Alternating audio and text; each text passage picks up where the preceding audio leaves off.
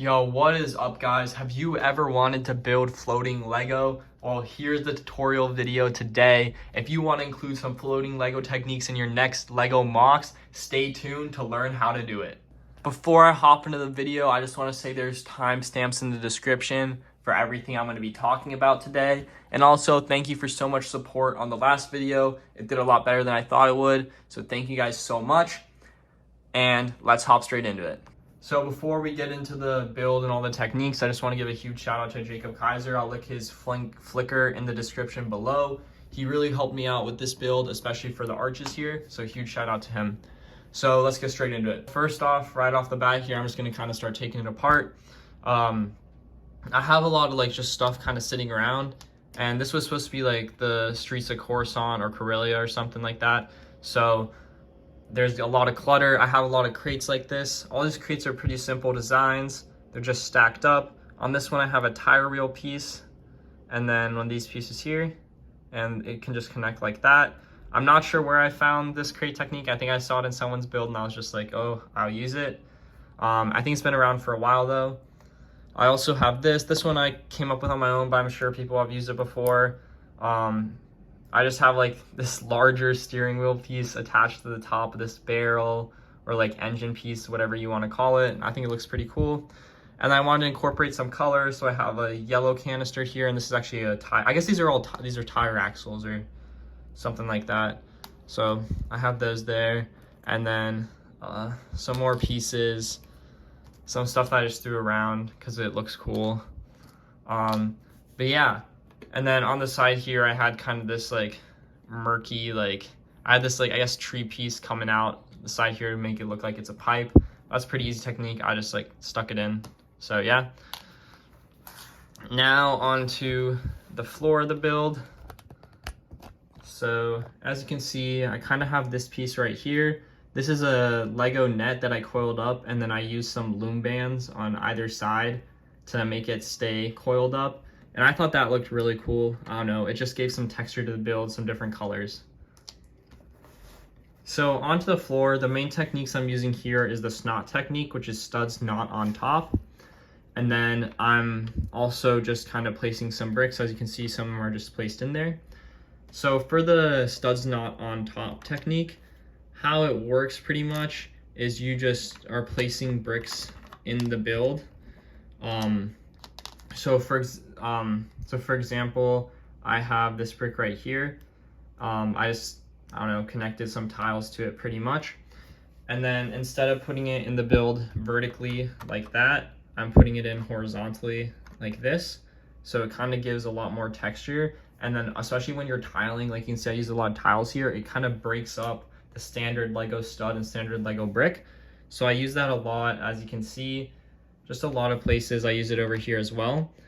And then to continue to break up kind of this street and path, I use this technique, which I haven't used in any other builds that I've posted, but I was messing around with it for a while. It's pretty simple.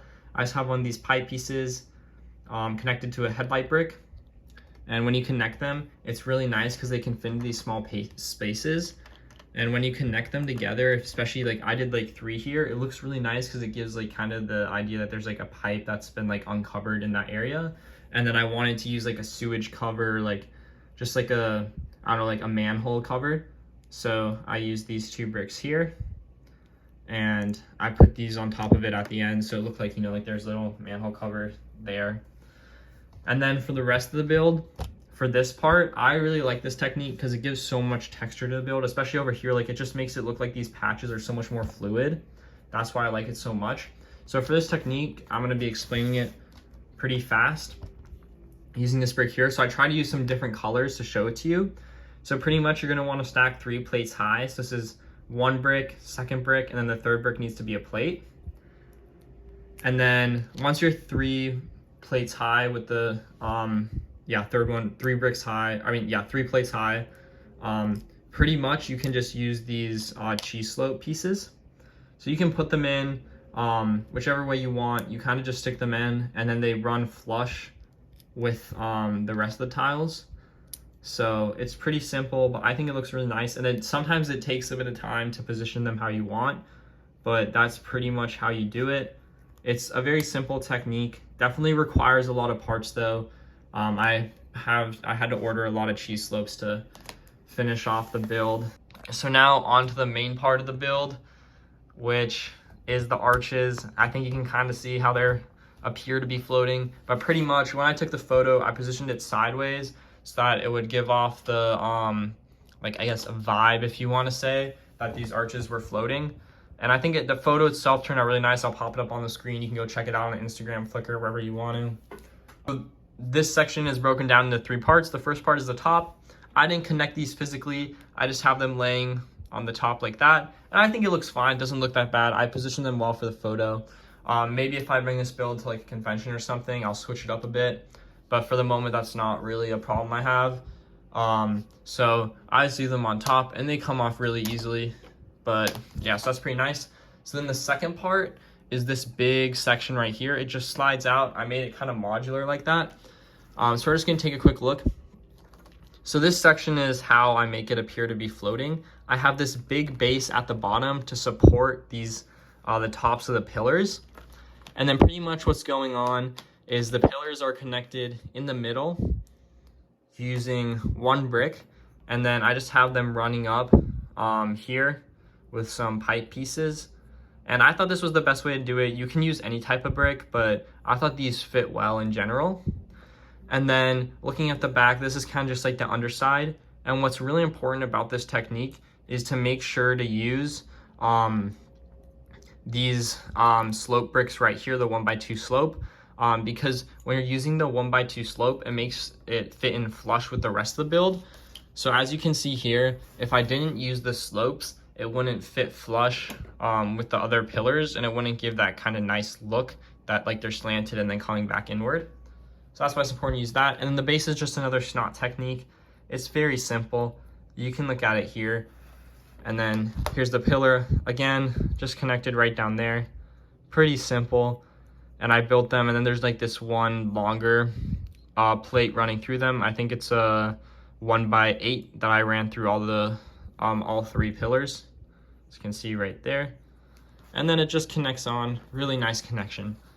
So then the third part is the base pillar. So these are pretty cool. Again, as you can see, I have some 1x2 slopes down here, which gives the slanted effect when they sit on top of them. They look like they're slanted a bit. And then this piece itself, this is how it looks. It's pretty much just 1 large brick, and then it's connected, just connected to the back. And then I have one of these mixel hinges. As you can see like that. One of these mixel hinges right here. And the mixel hinge connects to a 1x1 brick that's sitting on top of this modified 2x2 tile. So let's see if I can get that piece off. There you go. So here's the modified 2x2 tile. And then I have a 1x1 brick just on top of it. And then I put that down at the back right here. And as you can see, you can kind of see the back for the rest of the build. And then this piece, I use the mixel joint. And I just positioned the mixel joint right on top. And then when you position it on top originally, it's just gonna be looking straight vertically. So you just have to move it down. You can do that really gently. And there it is. And then I built this section and I just tossed it right on top. And then it looks really, really nice in my opinion. Whoops. So yeah, feel free to use that technique in your builds if you want. Nothing too complicated. And yeah, that's pretty much all for this video. So I hope you guys have a good day. I hope maybe you can use these techniques in your build. If you use any of them in your build, feel free to tag me on Instagram. I don't know, send me some images, send me the build. I always love seeing what other people are building in the community. But that's pretty much all for today. If you guys want to see more videos, hit the like button, hit the subscribe button. I'm planning on uploading at least 2 more times this month. Yeah, so next week and the week after that. So hopefully that'll be 4 times in 1 month. That'll be pretty crazy. And hopefully I'll have some videos rolling out the rest of the year. But thank you so much for watching, and let's hit the outro.